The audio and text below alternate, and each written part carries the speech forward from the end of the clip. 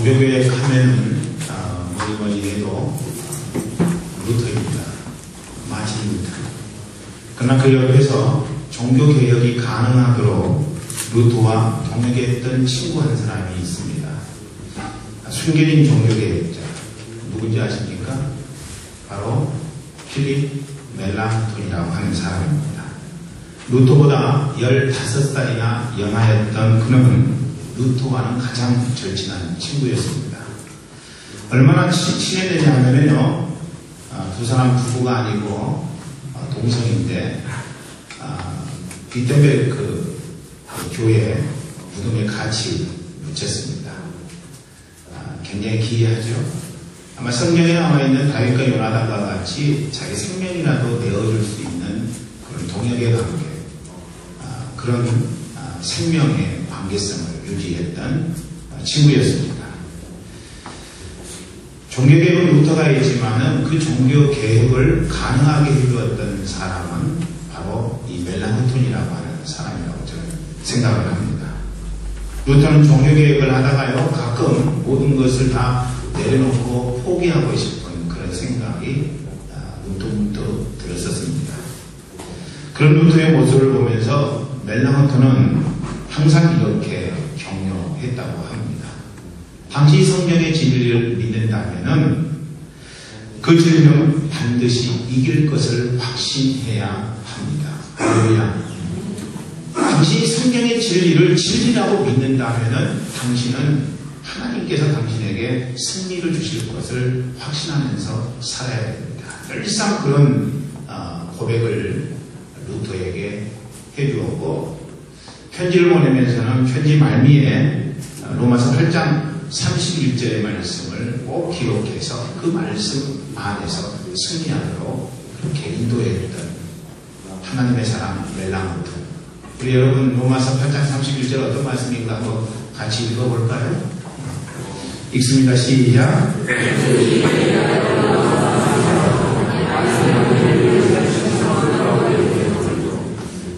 금전 이의에 대하여 우리가 무슨 말하리요? 만일 하나님이 우리를 이해하시면 누가 우리를 대적하리요? 여러분 믿습니까? 하나님이 우리를 이해하시면 누가 우리를 대적하겠느냐? 그런 말씀이죠. 이 땅을 살아가면서 하나님이 우리를 이해하는 자가 된다면 얼마나 행복할 수 있을까? 여러분 그렇지 않아요? 조그마한 빽이 있는 사람이 나를 위하게 되면은 그것도 얼마나 감사할지 몰라요. 병원에서 인턴 의사라고 알고 있습니다. 편하죠. 또 이곳 프라하에 살면서 언어가 잘 안 되는데 말할 줄 아는 사람이 나를 도와주기만 해도 얼마나 힘겨운 일들이 편하게 되는지 모릅니다. 그런데 전능하신 하나님 그분께서 우리를 미워하시면 여러분 그런 인생은 고민 끝이죠. 이 세상을 창조하시고 그리고 창조한 이 세상을 통치하시는 하나님, 그 하나님께서 우리의 아버지로서 우리의 삶을 지켜보시고 우리를 이해하는 그런 하나님이시라면 오늘 우리는 이 땅을 살아가면서 고민할 필요가 없다는 것이죠. 적어도 우리가 예수님의 죽으심과 예수님의 부활하심과 그리고 예수님이 내 인생의 주인 되신다는 사실을 마음 가운데 믿음으로 고백하고 예수님을 영접하였다면 그런 그리스도인 안에는 하나님의 놀라우신 은혜의 성품이 분명히 있을 것이고 그리고 우리 하나님 아버지께서 우리를 위해서 일하시고 역사하시는 은총이 있게 된다는 사실입니다. 그렇기 때문에 우리는 의심하지 않아야 돼요. 하나님 나를 위하신다면 나는 지금 내가 어떤 칼날을 갖고 있는지 나는 분명히 주님 안에서 승리하고야 말 것이라고 하는 하나님을 향한 믿음의 고백. 그래서 우리는 승리는 내 것이라고 고백할 수 있어야 된다는 것이죠. 그런 찬송이 있죠. 승리는 내 것일세, 승리는 내 것일세, 구세주의 보혈로서 승리는 내 것일세. 내 것일 부르려고 하는데 노래가 잘 안 나오니까 승리는 내 것이라고 하는 고백. 저는 여러분들이 매 순간순간의 삶 속에서 승리는 내 것이라고 그렇게 외칠 수 있는 멋있는 하나님의 군병 되기를 주의 이름으로 축원합니다. 전날 하만은 충격적인 상황을 보게 됐습니다. 이틀 전까지만 해도 하만의 말 한마디면은 날아가는 새도 떨어질 수밖에 없는 그런 상황이었는데 하룻밤 자고났더니 역사가 바뀌어졌다고 하는 것입니다. 그저께까지만 해도 무소불위의 내기를 떨쳤던 그런 급박스러운 상황에 정신을 못 차리게 됩니다. 그 상황이 어떤 상황이었어요? 왕이 물었죠. 왕이 사랑하는 자에게는 어떻게 대접해줘야 되겠느냐.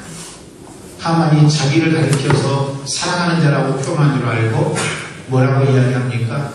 왕관을 벗어서 그 사람에게 씌워주고 그리고 말을 태워서 성내를 돌아다니면서 왕이 사랑하는 자는 이렇게 될 것이다. 왕이 사랑하는 자는 이렇게 될 것이다. 외치고 돌아다닐 수 있도록 해야 됩니다. 그랬더니 모두에게 그렇게 해주시고 왕은 하만에게 말을 끌면서 왕이 사랑하는 자는 이렇게 되어야 될 것이다. 외치도록 그렇게 만들었다는 것이죠. 다음날이면은 모르드게를 장대에 달아서 죽이려고 했었는데 뭐인 일입니까? 하룻밤 사이에 완전히 모든 세상이 변화되는 거죠. 그날 밤 어떤 일이 있었습니까? 왕은 잠을 이루지 못하고 뜬 눈으로 밤을 새우면서 역대일기에 기록되었던 내용을 내시에게 읽으라고 이야기합니다. 그리고 내시가 그 내용을 읽을 때에 모르드게라고 하는 자가 모반하려고 하는 자를 알아차리고 왕에게 이야기해서 모반이 무의에 그쳤다는 사실을 알게 되었고 그리고 그 사람에게 어떤 상급을 주었느냐 주지 않았다는 사실을 왕은 알게 되었다는 것이죠. 그 과정 속에서 하만이 은폐를 했고 방해 작업을 했다는 사실을 알게 되면서 왕의 마음이 하만으로부터 멀어지게 되었던 것입니다. 그게 바로 하룻밤 만에 일어난 사건이었던 것입니다. 하무 11홍이라고 했잖아요. 여러분, 꽃은 10일을 못 간다. 마찬가지로 무소불위의 권력도 오래가지 못했다는 사실을 빗대어서 이야기한 것 아니겠습니까? 이제 하만 곧 자기에게 다가올 자신의 삶에 드리워질 어둠으로 인해서 당황하고 있습니다. 에스더서 6장 14절은요 굉장히 중요한 포인트의 말씀이죠. 내시들이 에스더의 잔치에 하만을 데리고 빨리 가게 됐다고 이야기합니다. 오늘 우리가 읽었던 본문 7장 1절부터 10절에 바로 앞절에 있는 말씀. 여러분, 상황이 갑자기 급해지는 포인트라고 하는 것입니다. 내시들이 하만을 궁의 잔치에 빨리 데리고 가는 이 포인트가 급반전의 포인트라고 하는 것이죠. 여러분, 인생이라고 하는 것은 여기까지 오기가 쉽지 않아요. 어렵습니다. 6장 14절에 그런 그 반전의 포인트를 우리의 삶 가운데서 경험하기가 그렇게 쉽지는 않다고 하는 것입니다. 여러분, 그 반전의 포인트는 하나님의 때에 이루어진 것입니다. 그러니까 하나님의 때가 이루어질 때까지 우리가 해야 될 작업은 뭐냐면 기다리는 작업이라고 하는 것이죠. 기다려야 돼요. 끊임없이 기다려야 된다는 사실이죠. 여러분, 우리가 기다려서 바로 그 포인트까지 오게 되면은요, 가속도가 붙게 되더라는 것입니다. 전혀 하나님의 역사가 있을 것 같지 않았던 상황이었죠. 그저께까지만 해도 그런 상황이었습니다. 그런데 하나님의 때가 이르게 되니까 하나님이 결과를 몰고 가시는데 그 결과가 엄청난 속도가 붙었다고 하는 것이죠. 그렇기 때문에 여러분, 하나님의 때가 되면요, 우리 하나님 아버지께서는 모든 우리의 삶 가운데 장애로 작용했던 블록을 순식간에 없애버리시고 당신의 영광을 위해서 우리의 삶 가운데 놀라운 영광을 허락해 주신다는 것입니다. 그것도요, 속히 그렇게 만들어 주신다는 거죠. 그러니까 하나님의 때까지 하기가 어려운 거지 하나님의 때가 이르면은요 하나님의 방법으로 하나님이 역사하시게 되더라는 것이죠. 자, 이제 왕과 하만은 두 번째 에스더 왕비의 잔치에 초대됐습니다. 1절 2절 말씀 읽어보죠. 시작. 왕이 하만과 함께 또 왕 에스더의 잔치에 나가니라.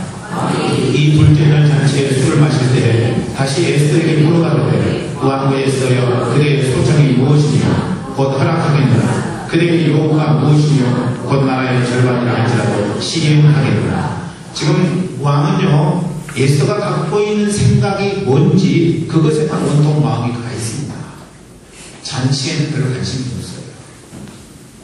내 아내가 왕후가 도대체 무슨 일 때문에 두 번씩이나 잔치를 베풀고 나와 하만을 잔치에 초대했단 말입니다. 많은 사람을 초대하지 아니하고 나와 하만만 초대한 이 잔치의 의미는 도대체 무엇인가? 무엇 때문에 내 아내 에스더가 이런 상황을 만들었는가? 여러분, 연애를 베푼 왕비의 마음이 어디에 있는가를 아는 게 더 아하수의 왕의 마음은 급했다고 하는 것이죠. 그걸 모를 여문의 에스더가 왕의 마음을 이미 캐치했습니다. 그리고 3, 4절에 확신에 찬 대답을 합니다. 처음 왕 앞에 나갔을 때에는 왕이 어떤 마음을 먹을지 모르기 때문에 그 순간에 대답하지 아니하고 왕이시여 한 번 더 잔치에 오시옵소서 그렇게 이야기하고 이제는 왕의 마음이 완전히 하만으로부터 벗어났다는 사실을 확인한 에스더가 3, 4절에 고백을 하게 되죠. 우리 같이 읽어봅니다. 시작. 왕 에스더가 대답하여 가로되 왕이여 내가 아닌 왕의 목전에서 은혜를 입었으며 왕이 선히 여기시거든 내 소청대로 내 성령을 내게 해주시고 내 요구대로 내 민족을 내게 주소서. 나와 내 민족이 팔려서 죽이는가 도륙하는가 집필함을 당하게 되었나이다. 만일 우리가 고비로 팔렸다면 내가 잠잠하였으리이다. 그래도 대적이 왕의 손해를 보충하지 못하였으리이다. 에스더가 두 가지를 이야기했습니다. 첫째는 뭐예요? 자기 민족이 몰살당하게 됐다는 것을 이야기했고 또 다른 하나는 뭐냐면은 왕이 그로 인해서 경제적인 손해를 엄청나게 볼 것입니다 하는 거였습니다. 지금 에스더는요 고도의 심리적인 전술을 구사하고 있습니다. 왕이 열받도록 이야기한 거예요. 여러분, 그래서 확실하게 하만에 대해서 분노하고 그리고 하만을 죽이도록 에스더는 그렇게 이야기를 했습니다. 왕이 들은 이야기 가운데 유대민족이 죽게 되었다. 사실은 그렇게 중요하지 아니할 것입니다. 그렇지 않아도 그리스와의 전쟁을 통해서 엄청난 경제적인 손실 가운데 빠졌고 더 이상 헤어나오지 못할 정도의 상황이 되었던 아하스웨르 왕에게는요 지금 경제적인 손해를 입힌다는 것은 엄청난 스트레스라고 하는 것입니다. 근데 그 부분을 놓치지 않았어요. 에스더가 그 부분을 놓치지 않으려고 어쩌면 왕의 아킬레스건일 수도 있는 경제적인 문제에 대해서 우리 유대 민족이 죽게 되면은 왕이 경제적인 손해에서 벗어날 수가 없게 될 것입니다. 이렇게 이야기를 툭 던진 것입니다. 놀랍죠? 여러분 5절 말씀 보니까 왕의 서슬퍼른 분노가 온 궁중을 메아리칩니다. 감히 이런 일을 행한 자가 누구며 그가 어디인가? 여러분 왕이 아들이라도 만약 이제 그렇게 했다면은 죽일 기세로 이야기를 하게 되죠. 왕이 그렇게 외치는 순간 잔치는 장례가 되고 그리고 흥겨우는 순식간에 얼어붙게 됩니다. 폭풍 전야. 여러분 태풍이 불기 전에 고요함의 그 상황 지금을 이야기하는 것이죠. 고요와 정적을 깨고 6절에서 에스더는 한 맺힌 고백을 토해냅니다. 대적과 원수는 이 악한 하만입니다. 할렐루야. 네. 우리는요 이 땅에서 모든 아픔과 고통을 만왕의 왕이요 만주에 두 계신 하나님께 아뢰을 수 있습니다. 오늘 여러분이 인생 사시면서 힘드십니까? 힘겨우십니까? 억울합니까? 아픕니까? 그렇다면 여러분은 예수 그리스도 앞에 여러분의 그 아픔 여러분의 그 힘겨움, 삶 가운데서 이런 경험하고 싶지 않은 그 안타까운 현상에 대해서 고백할 수 있습니다. 그리고 우리 하나님은 여러분의 고백을 알았다 내 아니라 내 따라 들어주시는 하나님이십니다. 여러분 그렇게 이야기를 했어요. 왕의 이제 반응이 기대가 됩니다. 어떻게 반응했을까요? 에스더의 고백 순간 왕은 화가 나서 더 이상 잊지 못하고 황혼으로 가게 되고 하만은 에스더 앞에 나아가서 살려달라고 목숨을 부거합니다. 여러분 이 역전 드라마를 지금 보고 계십니까? 살려달라고 애걸하는 하만의 모습이 불쌍히 여겨집니다. 그렇게 자신이 있었는데 그렇게 교만해 있었는데 왕이라고 찬탈할 기세를 갖고 있었는데 지금 그 에스더 앞에 살려달라고 구걸하는 하만의 모습. 여러분 최종 승부는요 그래서 후반전에 나는 거예요. 믿습니까 여러분? 인생의 후반전에 최종 결정이 나는 것입니다. 주저앉지 마세요. 시간 없다고 포기하지 마세요. 그것은 어리석은 일일 것입니다. 마음을 휘둘러 새로운 각오로 다시 시작하면 분명 길은 열리게 되어 있습니다. 절망 속에도 펼 수 있는 희망이 있고 다른 사람은 다 안 된다고 할지라도 나만큼은 될 수 있는 길이 있지요. 그게 바로 주님 안에서 인생길을 가고자 하는 자의 삶의 특성이고 우리 하나님 아버지께서 주시는 영광이라고 하는 것입니다. 미키 마우스의 월트 디즈니가 1920년 실패와 좌절 가운데 방황하게 됩니다. 목사님이 물어봤어요. 왜 그렇게 낙심하고 있습니까? 그랬더니 월트 디즈니가 이야기합니다. 출판사에 만화 원고를 냈지만은 맨날 거절당했습니다. 저는 이제 가망이 없나 봅니다. 그런 이야기를 듣고 목사님께서 그에게 일자리를 구할 때까지 교회 창고에서 지내라고 말씀하시면서 그를 격려합니다. 다른 사람은 버려도 하나님께서 당신을 사랑하십니다. 용기를 가지십시오. 이 상황을 이겨내십시오. 하나님이 당신을 사랑하고 있기 때문에 당신 용기를 내셔야 됩니다. 이 말 한마디가 월트 디즈니의 마음 가운데 꽂혔습니다. 마음에 새겼어요. 헐만 창고에서 말씀 붙들고 하나님 앞에 기도하기 시작합니다. 하나님 내 인생을 당신께서 붙들어주세요. 아무것도 할 수 없는 무능한 상황입니다. 나를 도와주세요. 창고에는 지가 많았어요. 그는 지를 아름다운 지로 새롭게 그리기 시작합니다. 그 그림이 세계적으로 사랑을 받는 미키마우스가 된 것입니다. 어둠의 현장, 내일을 기약할 수 없는 삶의 현장 속에서 용기를 잃지 않냐. 하나님 나를 도와주실 거야. 하나님 나를 사랑하시는 분이기 때문에 나를 붙들어 주실 거야. 이런 새로운 마음으로 주님 앞에 기도하고 간구했을 때 영안이 열리게 되고 그래서 그 흉한 지를 아름답고 사랑스럽게 그려서 세계적으로 히트하게 됐다고 하는 것입니다. 사랑하는 형제 자매 여러분, 스님이 지금부터예요. 방황을 여러분 삶 가운데서 거두세요. 왜 방황하십니까? 주님이 나를 위해서 독생하신 예수 그리스도를 이 땅에 보내주셨는데 여러분 방황할 필요가 없습니다. 그의 이름의 능력을 여러분이 믿으셔야 된다는 것입니다. 왕이 다시 자리로 돌아왔을 때 하만은 왕비가 앉은 걸상에 엎드리고 있었습니다. 그런데 왕은 그 모습을 보고 하만을 강간범으로 몰아가게 됩니다. 어찌 여러분 그렇게 할 수가 있을까요? 지금 강간하려고 했었던 상황이 아닌데 지금 왕은 하만을 강간범으로 몰아가고 있습니다. 강간 안 했다는 사실을 몰랐을까요?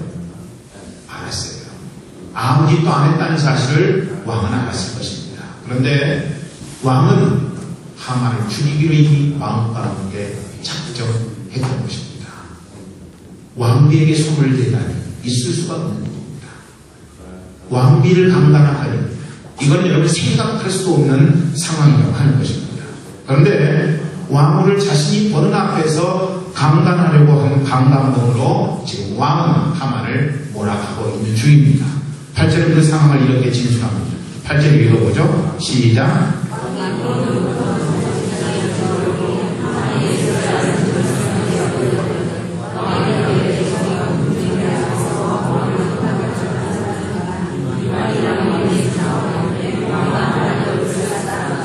하만의 얼굴을 신하들이 쌓아주셨어요.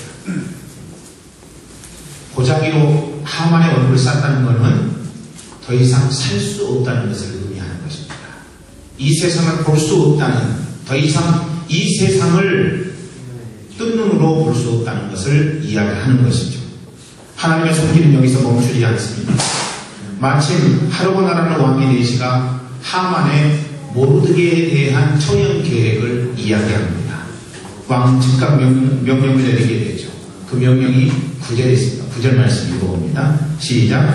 왕 모신대 중에 하르보나가 왕에게 아뢰되 왕을 위하여 충성된 말로 보관하는 모르드게를 다니고자 하여 하만이 그가 무엇이 수입되는 나무를 준비하였는데 이제 그 나무가 하만의 집에 선다이냐. 왕이 가로되 하만을 그 나무에 달라 하며. 통쾌한 역전 드라마. 9회 말 투하고 투쓰리에 일으키신 하나님의 역전 드라마. 여러분, 우리의 삶 속에 그런 역전 드라마가 있다면 그것은 아마 신문선 해설위원이 하는 각본 없는 드라마가 될 것입니다. 저는 여러분의 인생이 이런 하나님을 의지함으로 말미암아 각본 없는 드라마가 많아지기를 주의 이름으로 축원합니다. 여러분, 하나님을 믿음으로 고백하고 하나님을 사랑하는 자의 인생 가운데는 그런 은총이 있다는 것입니다.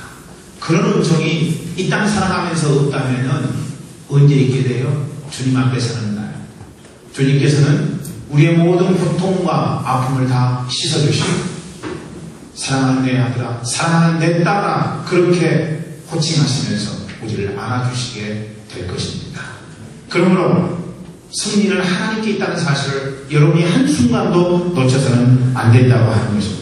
10절 상황 종류를 이렇게 이야기합니다. 10절 말씀 읽어보죠. 시작. 모르드게를 다루고자 하는 다음에 하만을 다니 왕의 노가 그칩니다. 여러분, 악은 어떤 상황 속에서도 멸망한다는 사실을 잊지 마세요. 잘 되는 것 같지만은요, 그렇지 않아요. 악은 하나님의 손이 있는 한 멸망당하게 되어 있다는 것입니다. 악인의 평통함을 그래서 여러분 부러워해서는 안 된다는 거예요. 부러워할 것도 없어요. 악이 이 땅에서 해결 안 되면은요, 하나님 나라에서 해결된다는 거예요. 그렇기 때문에 오늘 우리는 악을 바라보면서 잘 된다고 부러워할 것 전혀 없습니다. 주님 앞에 아름답고 귀한 양식으로 응답하는 인생, 그런 인생 속에는 하나님의 위로하심과 하나님의 승리하심이 결국에는 있게 될 것이라고 하는 사실입니다. 그러므로 사랑하는 형제자매 여러분, 오늘 사건을 통해서 우리가 배울 레슨은 무엇입니까? 첫 번째, 어떤 경우에도 포기해서는 안 된다고 하는 사실이에요. 포기해서는 안 됩니다. 여러분, 포기하지 마세요. 여러분의 삶에 대해서 포기하지 마세요. 여러분 가정에 대해서 포기하지 마세요. 여러분 직장에 대해서 포기하지 마시고요. 하나님께서 허락하셔서 하고 있는 사업에 대해서 포기하지 마세요. 주님 당신의 뜻대로 인도하시기를 원합니다. 제가 할 수 있는 능력은 아무것도 없습니다. 하나님 당신의 방법으로 당신께서 이루시고 인도해 주시옵소서. 어차피 인생 한번 사는 것인데 철저하게 하나님 믿고 의뢰하고 믿음으로 주님 앞에 응답하는 삶을 여러분 한번 살아가 봐야 되지 않겠어요? 내 힘으로 할 수 없는 것인데 하나님 능력과 권세가 임하도록 우리가 그렇게 응답하는 삶, 이게 우리의 삶 가운데 여러분 필요한 사건이라고 하는 것입니다. 서울에 있는 모 여자 고등학교에 이런 그분이 있어요. 학급 그분이에요. 포기는 긴장할 때만 필요한 대추. 우리에게는 포기가 없다. 이렇게. 그래서 그 액자에다가 넣어가지고 이렇게 매일 학생들이 보내는 거예요. 포기는 긴장할 때만 있다는 것입니다. 우리의 삶 가운데는 포기가 없다는 거죠. 그 반 선생님이 참 귀하고 독특한 분이라는 생각을 갖습니다. 얼마 전에 타계하셔서 천국에 간 강용우 박사의 평소의 좌우명 여러분에게 이야기해 드리겠습니다. 포기하지 말라. 자신감을 가져라. 긍정적으로 생각하라. 할렐루야.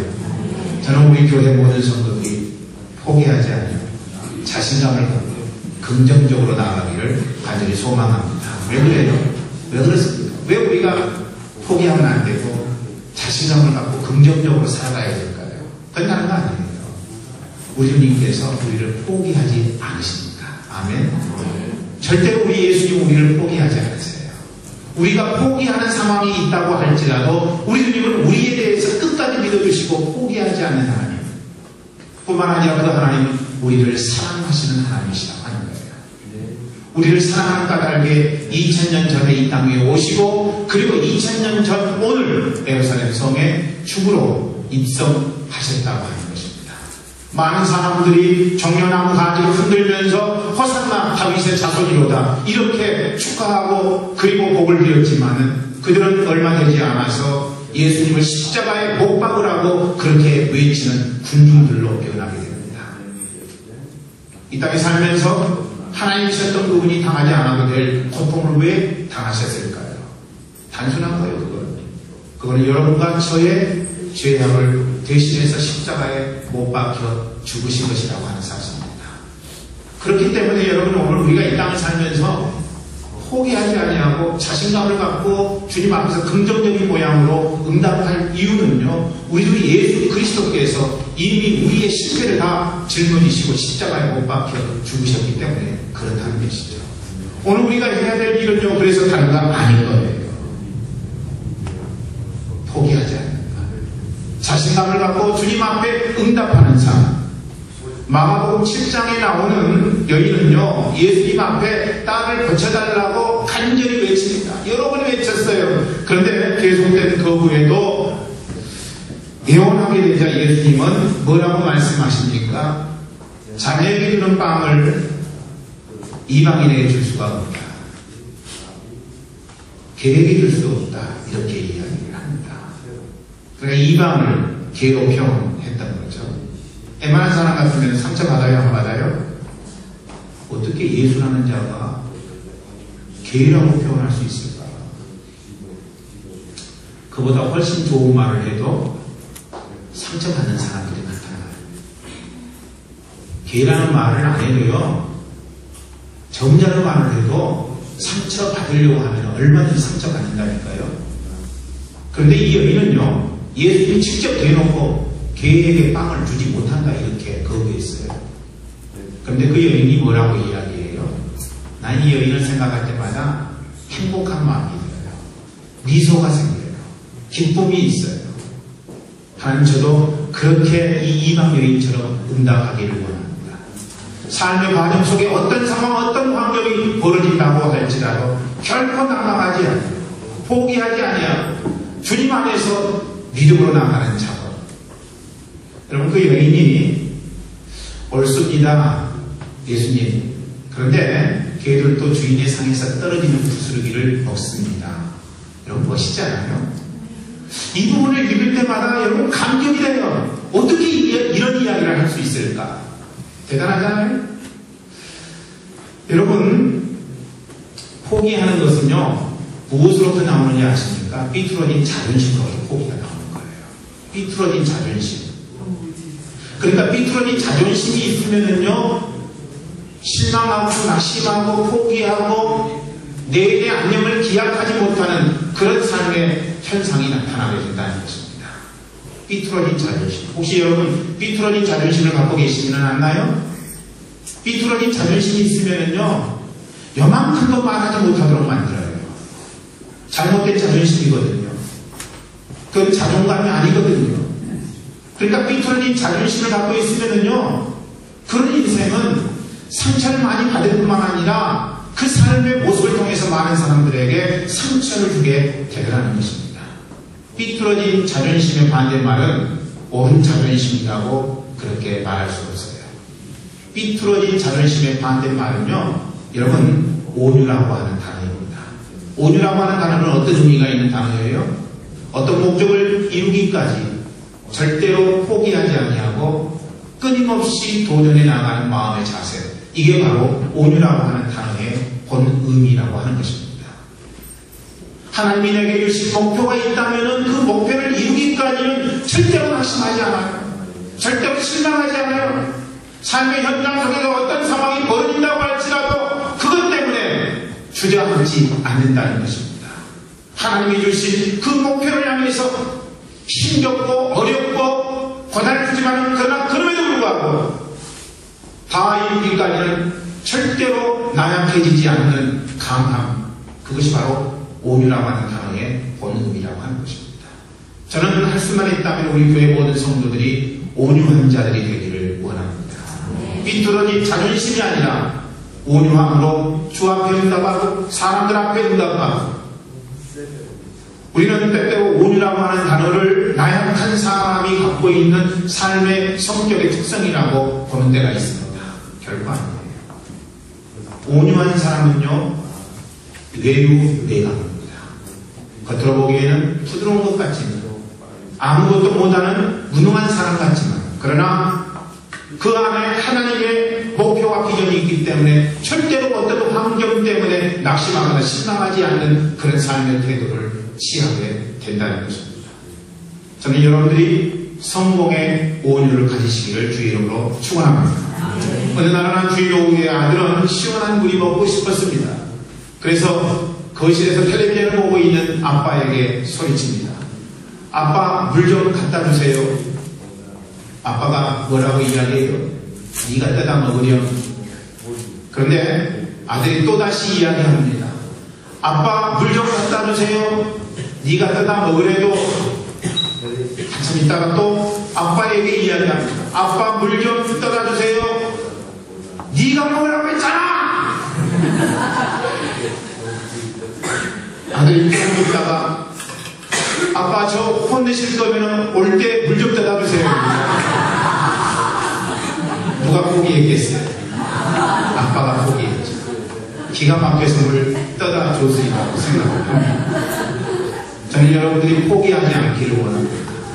포기하지 아니하고 주님 안에 있는 놀라운 하나님의 때를 기다리시면은 하나님이 여러분 인생 가운데 분명하게 은혜를 주실 거예요. 두 번째로, 우리는 모르드게와 에스더의 삶, 그리고 유대인의 삶을 보면서 무엇을 레슨을 해야 되느냐면요, 예수님 통해서 악한 권세에 소멸하신 하나님의 승리를 기대하라고 하는 거예요. 하나님의 승리를 기대하세요. 적극적 사고방식으로 유명한 미국의 로만 빈센트 필 박사가 이런 이야기를 했습니다. 누구든지 매일 아침 15분만 전능하신 하나님 앞에 기도하면 인생에서 결코 실패하는 법이 없을 것이다. 할렐루야. 여러분, 우리가 승리하기 위한 여러 가지 방법이 있을 수 있어요. 여러 가지 방식이 있을 수 있다는 거죠. 그런데 로만 빈센트 필 박사는 매일 아침 하나님 앞에 15분 이상씩 기도하라고 그렇게 이야기를 합니다. 여러분, 기도함으로부터 승리가 시작되는 거예요. 저는 여러분들이 그래서 기도를 포기하지 않기를 원합니다. 교회에서 그렇게 기도를 강조하는데, 눈만 뜨면은 목사들은 성도들에게 기도하세요, 기도하세요, 기도하세요 라고 하는데, 성도들은 그렇게 기도하기를 싫어하더라는 거죠. 왜 싫어할까요? 이게 당장 기도할 때마다 돈이 100만원, 200만원씩 생기면은 기도를 포기하는 사람이 절대 없을 거예요. 근데 기도는 저축이거든요. 기도는 하나님의 때가 되면은 한꺼번에 나타나는 것이거든요. 근데 대부분의 사람들은 그거를 기대하지 않아요. 기도하면 금방 금 나오라 뚝딱 금이 나와야 돼요. 은 나오라 뚝딱 하면 은이 나와야 된다고 생각하는 거죠. 기도는 그런 게 아니에요. 기도는 끊임없이 하나님과의 교제를 통해서 하나님의 때, 하나님의 방법으로 내 인생 가운데 역사해 달라고 간구하는 것. 그것이 바로 여러분 기도 아니겠습니까? 베드로는요, 기도하지 않아서 실패했어요. 예수님이 이제 그 겟세마네 동산에서 내일 잡혀가서 십자가에 못 박히시는데, 베드로, 야고보, 요한에게 너희들은 이 가까이 와서 나를 위해서 기도해 달라고 그날 밤 철야 기도를 요청하죠. 그러니까 밤을 지새우고 새벽 기도까지 이야기를 한 거예요.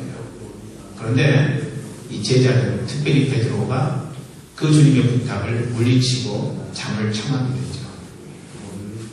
새벽까지 잠을 잤어요. 그러고 나서 여러분, 그 새벽이 돌아오게 되고 그날 베드로는 닭이 2번 울기 전에 3번 예수님을 부인하고 배반하게 되는 삶의 모습을 갖게 되잖아요. 여러분, 그날 만약에 베드로가 선생님이셨던 예수님의 부탁 그대로 기도했더라면, 밤을 새면서 그리고 새벽을 맞이하면서 전능하신 하나님 아버지 앞에 우리 선생님이 죽게 됐는데 하나님 어찌 해야 되는지 그런 기도를 드렸다면 하나님께서 말씀해 주셨을 거예요. 예수는 죽어야 된단다. 그래야만 너희가 살게 될 것이다. 여러분, 그런 이야기를 기도하는 가운데 주님이 해주시지 않았을까요? 그렇기 때문에 기도는 우리가 인생 살아갈 때 하나님의 승리를 기대하는 가장 놀라운 방법이고 가장 필요한 방법이라고 하는 것입니다. 아침마다 기도하는 제일 좋은 방법, 노만 빈센트 필 박사의 이야기처럼 아침마다 15분 이상씩 기도하는 방법, 그것은요 교회에 나와서 새벽 기도를 쌓는 방법이라고 저는 생각을 합니다. 대한민국의 기독교가 이처럼 부흥을 할 수 있었던 이유를 여러 가지 많은 이야기로 할 수 있겠지만 저는 새벽 기도라고 생각을 합니다. 새벽마다 하나님 아버지 앞에 간절히 구하는 그 기도가 오늘날의 한국 기독교를 가능하게 했던 원인이라는 생각을 갖습니다. 요즘 제자훈련의 일환으로 새벽 기도를 대신해서 큐티를 하는 사람들이 많이 있습니다. 물론 여러분 큐티도 유익한 거예요. 큐티 하지 말라고 하면 큰일 날 일입니다. 여러분, 우리는 큐티를 해야 되고 개인적으로 하나님과 만남을 통하여서 하나님의 인도하심을 경험해야겠죠. 그러나 큐티만큼, 아니 어쩌면 큐티보다도 더 소중한 우리는 새벽 기도를 통해서 하나님의 인도하심과 응답하심을 받아야 된다고 하는 것입니다. 큐티는 내가 하나님과 대화함을 통해서 하나님의 뜻을 알아가는 것이지만 새벽 기도는 그날 그 현장 속에서 말씀을 통해서 기도하는 가운데 하나님께서 우리에게 당신의 뜻을 보여주시는 너무나 소중하고 귀한 신앙 행위라고 하는 것입니다. 그렇기 때문에 여러분, 새벽 기도에 나와서 말씀 듣고 부르짖고 기도하면은 예수님께 더욱 가까이 나아가는 열매 맺는 삶을 우리가 살 수 있게 된다는 것입니다. 하루에 15분 이상 기도하셔서 여러분 모두 다 예수님께 붙어 사셔야 돼요. 그러면은 여러분 인생 속에 하나님의 승리가 기대되어지고 여러분 결국에는 그 하나님의 승리를 여러분 인생 삶 가운데 경험하게 될 것입니다. 그리고 열매 없는 인생이 열매 있는 인생으로 변화되고 실패하는 인생이 성공적인 인생으로 되게 될 것이라고 저는 확신합니다. 하나님의 승리를 맛보기 위해서 어떻게 하라고요? 매일 하나님 앞에 새벽에 나아가셔서 오히려 새벽 미명의 한적한 곳으로 가셔서 기도하셨던 예수님의 모범을 따라서 우리 또한 새벽 제단을 쌓는 거룩한 믿음의 행위가 여러분에게 있으셔서 여러분 모두 다 승리하는 삶이 되기를 주의 이름으로 간절히 축원합니다. 오늘의 말씀을 다져냈어요. 하나님은요 악한 자를 심판하십니다. 그러나 당신의 백성들에게는요 뭘 허락하세요? 승리를 허락해 주신다는 것입니다. 승리하기 위해서 어떻게 해야 돼요? 모르드게와 유대인처럼 우리는 포기해서는 안 된다는 것입니다. 포기하지 마세요. 비뚤어진 자존심으로 인생을 살면은요 우리는 결코 승리할 수 없어요. 주저앉게 될 것입니다. 비뚤어진 자존심이 아니라 온유의 방식으로 성공의 온유로 여러분이 응답하셔야 된다고 하는 것이죠. 그리고 또 하나는 승리하기 위해서 악한 권세 멸하신 하나님의 승리를 기대하라고 하는 것입니다. 오늘 우리는 기대라고 하는 찬송을 불렀잖아요. 여러분 마치 그처럼 우리의 삶 속에서 하나님이 내게 주실 승리를 기대하면서 사는 삶, 그것을 위해서 우리는 늘 하나님과 기도로 만나는 작업이 삶의 현장 속에 봉사에 이루어져야 된다는 것입니다. 하나님의 보호하심을 기억하고 그 하나님 앞에 기도하십시오. 하나님의 승리하시길 기대하면서 그 하나님 앞에 기도하십시오. 주신 말씀대로 응답해 여러분 삶이 그리스도 예수 안에서 승리하는 삶이 되기를 주의 이름으로 간절히 축원합니다. 우리 이 시간 주님 앞에 찬송 올리도록 하겠습니다. 우리 주님 이름을 부르십시다. 예수 그 이름.